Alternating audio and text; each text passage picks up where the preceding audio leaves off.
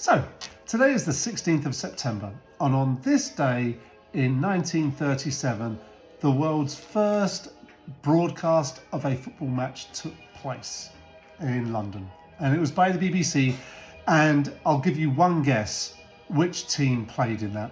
Well, yes, it was Arsenal, and we're in a 1930s replica kit. I brought it back out the mothballs to help celebrate that achievement. And who did they play, you might ask yourself? Well, it was Arsenal against Arsenal reserves, and they played in Highbury Stadium. It's not recorded who won that game, and in fact the broadcast only lasted for 15 minutes. There's no copies of that broadcast still available, although there are pictures of the players hanging around warming up and looking at the TV cameras. They used 3 cameras and they caught a fair amount of the action, although reports suggested that maybe the quality deteriorated during the game due to thunderstorms and stuff like that. And I thought that it was something worth commemorating with a cocktail, not just any cocktail, but one that I in fact decided to invent. And it's a riff on an Old Pal cocktail, which is a 20s, 30s cocktail. I think it first appears in the 1920s, but there's some reference to it about some sports writer, maybe a horse racing writer, and he was an old pal and came up with a drink to commemorate it. Anyway, it's not that drink, it is a riff on the Old Pal, and I'm calling it an Ali Pally because that is the short name for Alexandra Palace, which is where the BBC broadcast that game from, and famously was where their studios were at that time. And football's been on my mind as well, because just a couple of weeks ago I was there with Javier and Mike and Chris and Brenda watching the Sounders beat Inter Miami to win the Leagues Cup this year, which means we've now won all the trophies over the few years that we can win. Not all in one year, unfortunately. We've won it all, and that was a great game.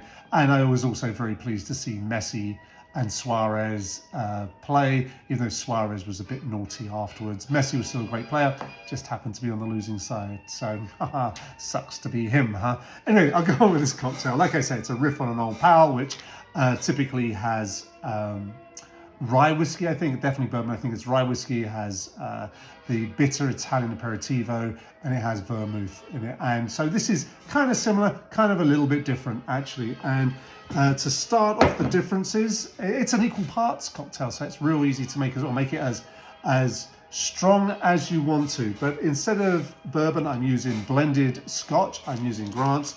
I've mentioned many times why I use this stuff. It's because they served at the National Theatre, and for that reason I have a certain, I like Teachers as well, which is what my grandmother used to drink, so yeah, whatever.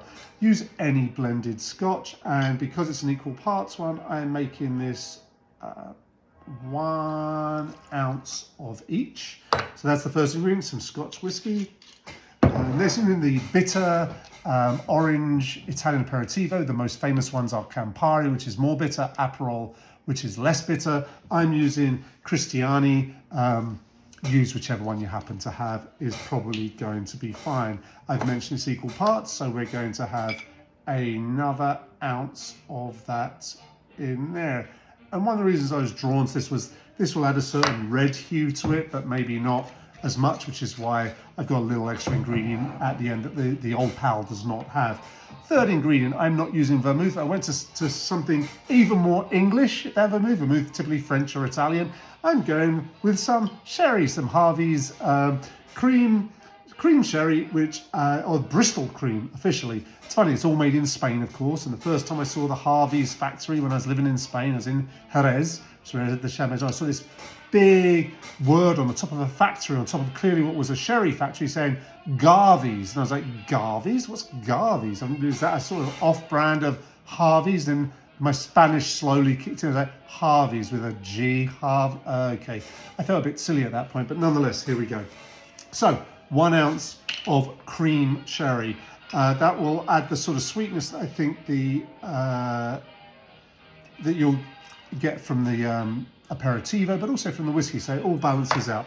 But then again, I looked at the colour of the drink, I was like, that could be just a little bit redder, so I am adding a dash of Angostura bitters into there as well.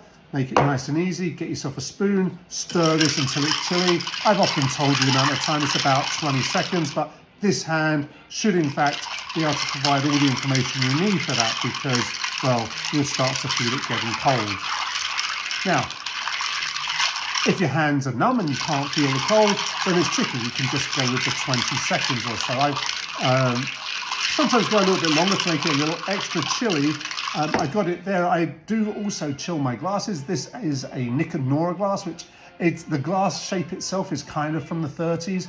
I always thought that it got its name from the Nick and Nora movies, which it kind of did, but not at the time it was invented, not in the 30s, which was when the Nick and Nora, the Thin Man series were out, and this glass was known as a little martini glass. I think it still holds true that the actors could drink from such a glass and still look at camera and you could still see their faces. But it was someone in the 1980s gave this the name that we now know it by, which is the Nick and Nora glass. I thought that was an interesting factoid, which is why I'm sharing that with you. But enough talking, Richard. Why don't you just pour the drink into the glass that you've just talked about? So you strain it into your Nick and Nora glass, and you can see, or at least you will be able to, it's a kind of real deep, dark red, which is not really the color of my shirt, but it's not a million miles off. We just take one garnish with this, which is a twist of orange, and I tried it without, and it does in fact need that twist of orange. I'm not going to do a massive one because my glass isn't that big. Remember to express the oils into your glass. If you want to, you can make a little cut into the peel so you can put it on the edge of your glass, be a little more la-di-da, just as I'm sure the Arsenal players were before they had their pints and cigarettes at half-time. But anyway, let's see what we got. Cheers.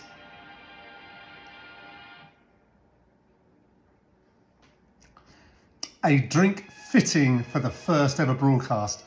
Come on, you Gunners. Cheers.